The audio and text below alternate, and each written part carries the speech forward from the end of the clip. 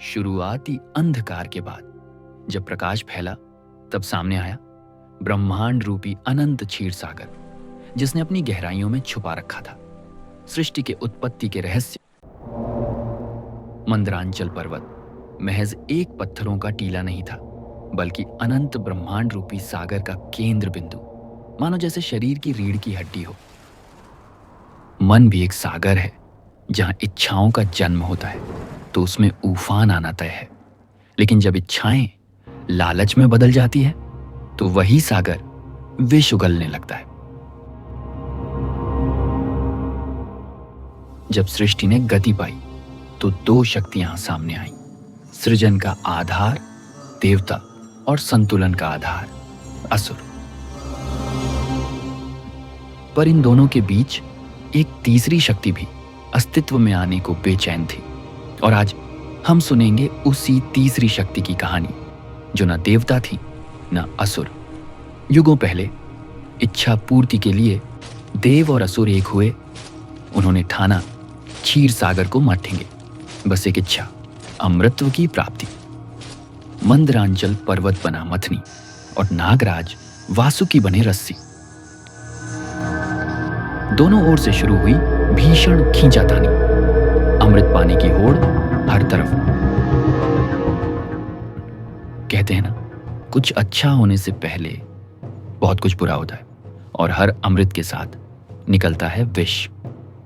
ये कोई साधारण विष नहीं था, ये था हलाहल, जिसकी एक बूंद भी सृष्टि को मिटा सकती थी। हलाहल फैलने लगा ब्रह्मांड की सीमाओं तक। वो विष काल का स्वरूप बन चुका था।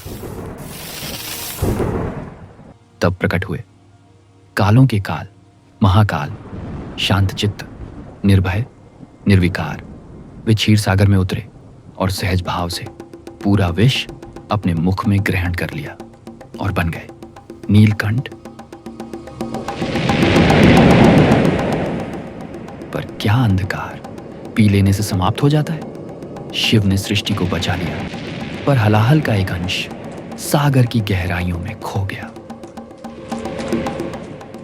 वो एक बूंद शून्य में विलीन हो गई, और अंधकार में वो विष फलता फूलता रहा।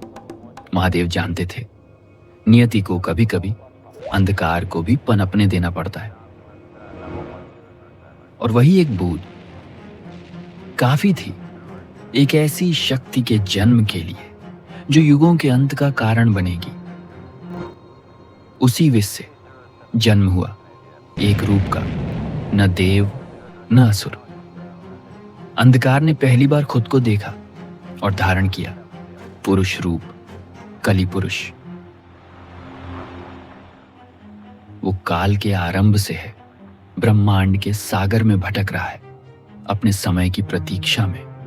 वो जानता है नारायण भी आएंगे कल के रूप में, पर वो भी तैयार हो रहा है।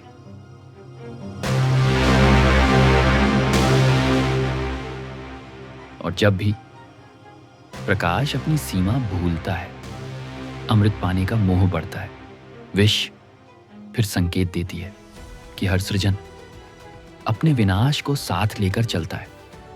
अगर अंधकार का ये जन्म आपको झकझोर गया तो अगले भाग के लिए तैयार रहिए, क्योंकि अब कली जाग चुका है। और अगर आप भी सनातन की इन रहस्यमयी कथाओं को एआई के नए रूप में देखना चाहते हैं तो अभी सब्सक्राइब करें। मिलेंगे अगली ऐसी ही रोमांचक कहानियों के साथ। धन्यवाद।